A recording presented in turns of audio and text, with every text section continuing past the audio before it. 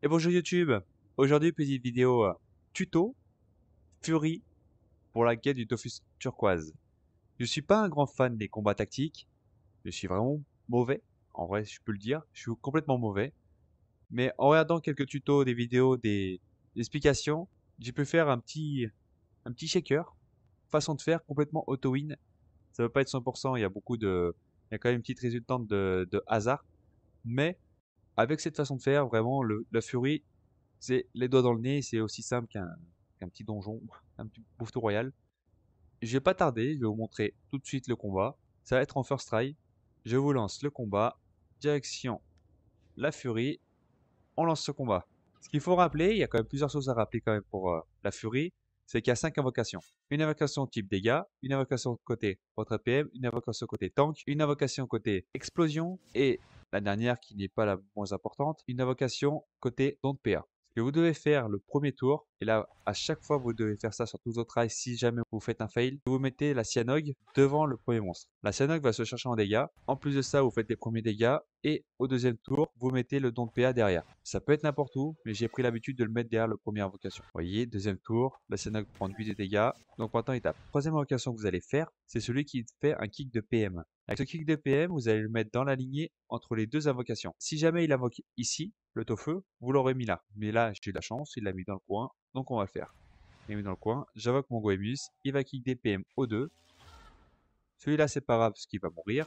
L'autre, c'est bien parce que du coup, ça m'évite qu'il me charge. J'économise du dégâts, des points de vie. Et à ce moment-là, du coup, le cyano qui est réapparu, je le mets derrière le Goemus. Et avec ça, tranquillement, sur 2 tours, ils vont les tuer. Tour 4, vous faites à chaque fois ça. Et en faisant ça, vous assurez des dégâts, vous assurez 4 invocations fortes pour le futur du combat. Maintenant, autre tactique pour tuer rapidement les vagues qui arrivent, les vagues de 2 monstres et de 3 monstres, vous jouez avec la Nori. Mais pour ça, il faut de temps en temps être intelligent. Je veux que l'invocation, 40 points de vie, finisse ici.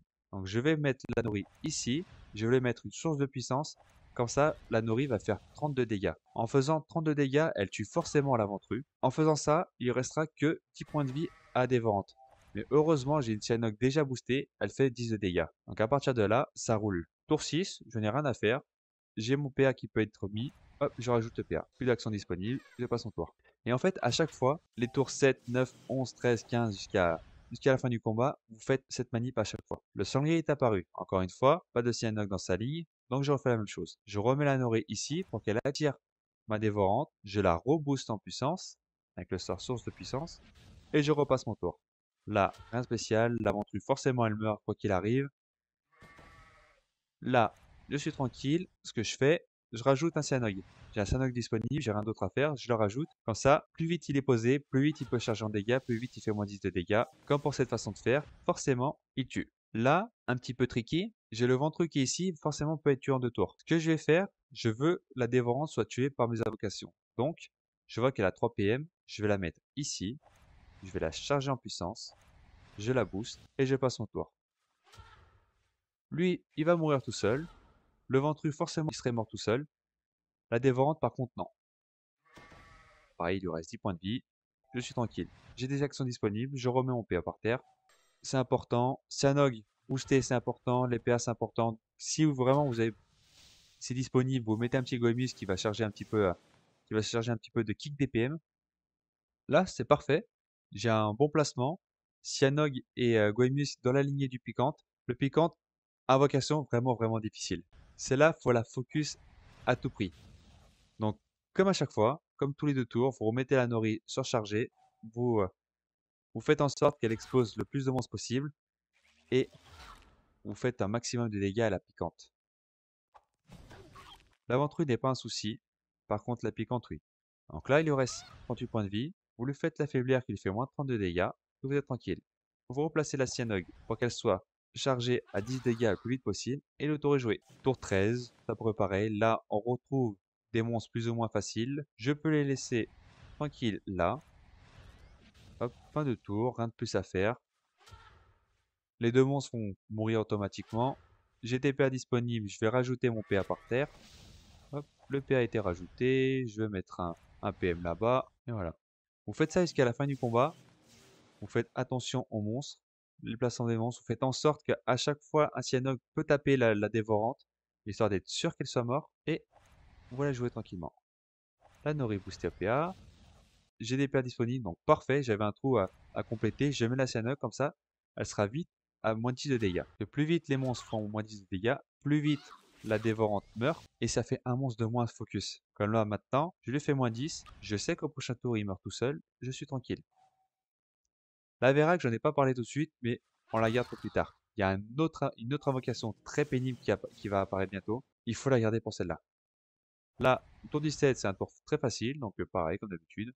Source de puissance. J'ai des PA disponibles, parfait. Je me remets le PA qui me manquait par là-bas. Et à la fin du tour, les deux vont mourir, parce que les deux sont chargés. Et voilà. Explosion de la Nori. Il est mort. Je me mets un petit PM ici. Je me mets allez, un dégât là-bas. Dès que vous pouvez, vous invoquez. Dès que vous pouvez, vous invoquez. Toujours garder la Nori pour l'explosion. Mais par contre, pour le reste, vous gardez. Là, vous voyez, la piquante, elle est loin. On va le focus. La piquante, elle joue en premier, mais elle est loin. J'ai de la chance, bon placement. Donc je mets la Nori entre les deux dévorantes. Source de puissance. La piquante va se diriger vers la Nori. Explosion pour tout le monde. On est tous heureux. Hop. En plus, vu qu'il y a des cyanogues de partout, ils vont mourir automatiquement. Il ne me restera plus que du coup la piquante à la fin de ce tour. Et vraiment, vous répétez à chaque fois ce schéma. Vous gardez la Nori pour l'explosion de groupe. Vous gardez l'affaiblir pour finir la piquante. Il me reste des PA. C'est très bien. Je pose le kelp ici. Hop, plus un PA encore. Et à chaque fois, vous faites ça. Focus le cyanogue à 10 de dégâts de partout, sur toute la ligne. Vous mettez des kelp. Vous mettez des goemis quand c'est disponible. Là, l'autre galère. Le dernier invocation est pas la plus facile, le osseuse. La osseuse, pour la tuer, à chaque tour, l'osseuse va se faire moins de 42 dégâts et en même temps moins 42 dégâts en zone. Pour ça, il faut la tanker au maximum et pour ce faire, vous mettez du coup la Vérac à son corps à corps. Comme ça, elle est taclée par la Vérac et en plus, ça va pas focus du coup les monstres. Là, il me restait des PA, j'ai placé une Cyanogue, ça mange pas de pain, c'est gratuit, on la met. Du coup, j'ai utilisé la source de puissance, comme vous avez pu le voir, j'ai utilisé la source de puissance sur le Vérac et non la Nori. Je vais la garder pour plus tard. Pour le moment, juste je me focus sur ces deux monstres et je suis tranquille. Là, ce que je vais faire, j'ai pas de Goemus ici, bah, tant qu'à faire, hop, je m'en repose une ici. Goemus, la Nori, je la garde pour plus tard. J'ai pas besoin d'utiliser affaiblir ce qui va mourir tout seul. Je passe mon tour. Je passe mon tour et pour le moment, le combat se passe très bien. Je n'ai vraiment pas besoin de m'inquiéter. Hop, on est bon. Les autres ont été invoqués. Je me fais tuer à chaque fois mon invocation. Alors, ce que je vais faire, je vais la poser. Une petite source de puissance. Normalement, j'ai un petit don de PA qui apparaît. Parfait. Et je passe mon tour. J'ai fait une petite erreur. J'aurais dû invoquer la Vérac au corps à corps de l'osseuse. Mais pour le moment, je peux me permettre de le laisser avancer. Hop, moi 10 dégâts. Il va taper. Il va se tuer tout seul. Tout le monde est heureux. Parfait. Vous voyez, c'est un dégât en zone. Je fais ça, c'est un dégât, une grande zone. Donc c'est pour ça qu'il faut faire très attention. J'ai des invocations disponibles, je place des cyanogues, j'invoque. Et vous voyez, au tour 25 du coup, bientôt, j'ai tout ça d'invocation. Et je suis vraiment tranquille. En termes de dégâts, je suis tranquille. Retour d'une nouvelle osseuse, retour d'une nouvelle piquante. Comme d'habitude, on focus les dégâts sur la piquante, ce qui est très très très pénible. Ce que je peux faire, c'est mettre... Le don de PM n'est pas cumulable, donc c'est pas trop utile de le mettre, mais en même temps, ça fait des dégâts, donc le retrait de PM n'est pas cumulé, mais ça fait toujours moins de dégâts de fait. Et en plus de ça, ça fait une petite cible. Vaut mieux que la piquante, si elle reste en vie, focus un Goemus qu'un Cyanogue. Vous voyez, si vous mettez pas la Vérac au corps à corps de l'osseuse, il va venir charger. Et là, c'est là que ça devient un peu compliqué. Mais c'est pas grave, je peux remettre encore une fois un nouveau Vérac qui va venir charger de taquer l'osseuse. Je remets un PA ici parce qu'il m'en reste. Même si c'est qu'un PA, ça fait pas de dégâts, mettez-le. Ça fait des obstacles, ça fait des cibles. En plus, c'est pas non plus décisif, c'est pas game changer, c'est pas grave. Retour de deux nouveaux piquantes. Je peux mettre la Nori. Alors faites attention, j'ai fait l'erreur tout à l'heure de vouloir la mettre au milieu. J'ai eu pas de chance, il y a eu une IA complètement différente qui a fait que le monstre a ciblé du coup mon kelp au lieu de cibler ma Nori. Donc je n'ai pas pu la faire. Donc au cas où, je me remets une compression temporelle si jamais j'ai besoin de m'adapter au prochain tour. De toute façon, ce qu'il faut faire, c'est de faire des dégâts. Là, avec le retrait de PM, normalement, cela devrait cibler la Nori. Par contre, l'autre n'a pas de Goemus dans sa ligne, donc malheureusement, il va aller cibler mon Cyanogue. Je pense. Ah, j'ai eu de la chance, j'ai été lucky par rapport à j'ai été plutôt lucky par rapport à l'ordre d'initiative, donc je vais pouvoir adapter quand même mes dégâts. Donc, ce que je fais, je continue, j'invoque, j'invoque, j'invoque, j'invoque. Vraiment, vous invoquez, vous invoquez. Dès que vous pouvez, vous invoquez, et puis c'est easy win après. Là, je suis au tour 28. Je suis pas vraiment inquiet. Même si la vague va bientôt arriver, c'est vraiment pas grave. Là, les deux vont tuer ma piquante. La Vérac peut encore tanker mon chaffeur. Hop, il passe son tour. C'est tranquille. Je mets la Vérac ici. J'ai beaucoup de PA, donc je peux me permettre de faire ça. De faire la source de puissance là-bas. Je vais me mettre. Il y a du retrait de PM de partout, donc je peux le faire. Je peux me permettre. Donc je vais faire ça. Ça fait des cibles. Comme j'ai dit, il vaut mieux que ça soit le Goemus qui soit ciblé, voire un Kelp, plutôt que le Cyanog. Le Cyanog, vaut mieux t'en mettre deux sur la même ligne, ça te fait déjà moins 20 de dégâts, c'est énorme. Là, il y en a trois sur la même ligne, ça fait moins 30 de dégâts. J'ai presque même pas besoin de l'explosion pour tuer la piquante. Donc là, on est tranquille, la Verax se focus, c'est pas grave, c'est parfait si je peux dire. C'était ce que je voulais. Il y a deux Cyanogs sur la ligne piquante, donc il va mourir tout seul. Lui, il n'y en a pas autant, donc c'est mieux de faire ça. Maintenant, je sais qu'il va mourir tout seul. J'ai des PA disponibles, donc c'est gratuit. Je replace une Vérac. Tant qu'à faire, je la booste en puissance. Et puis voilà. Prochain tour, la Furie va pop. Mais là, je suis complètement serein.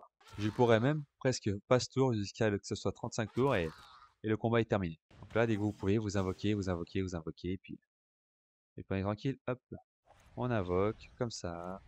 Comme ça. Tant qu'à faire, vous mettez même une petite nourrie là-bas.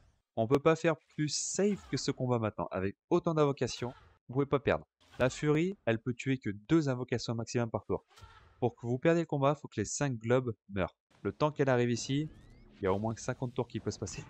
J'ai 10 tours safe possibles. Hop là, c'est vraiment pour tanker. Le chasseur, il serait mort tout seul, c'est pas grave, donc j'attends, ouais. C'est juste pour mettre des cibles à la Furie. Là, le chasseur meurt. Juste attendre le tour 35 et hop, on met la petite larme.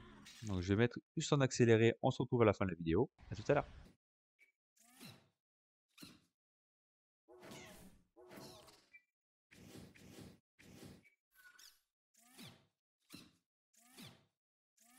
Bon bah comme vous pouvez le voir, le combat se termine. C'est long parce que tous les invocations tapent, mais en vrai c'est... Même si j'invoquais pas, j'étais tranquille. Là on pourrait penser que c'est grave parce qu'il rush mes globes, mais non. Au bout d'un moment, même son IA est un peu bizarre, il peut faire un comeback à tout moment et juste repartir derrière alors que les globes sont juste devant. Et même s'il tue un globe, ça change pas du tout le combat. Le problème c'est s'il en tue 5, mais même comme ça, il n'aura pas l'IA pour cibler 5 globes. Vous voyez? Il n'a pas tué les kelps, il a tué les monstres autour. Je lui lance tour 36, je lui mets l'alarme du destin et fin de combat. Donc first try, 16 minutes, un peu long, mais le combat il est fait. J'espère que cette vidéo vous a plu. J'espère que c'était assez bien expliqué. Vous serez capable de le reproduire. Amusez-vous bien avec la furie. Je vous dis à la prochaine et bon visionnage.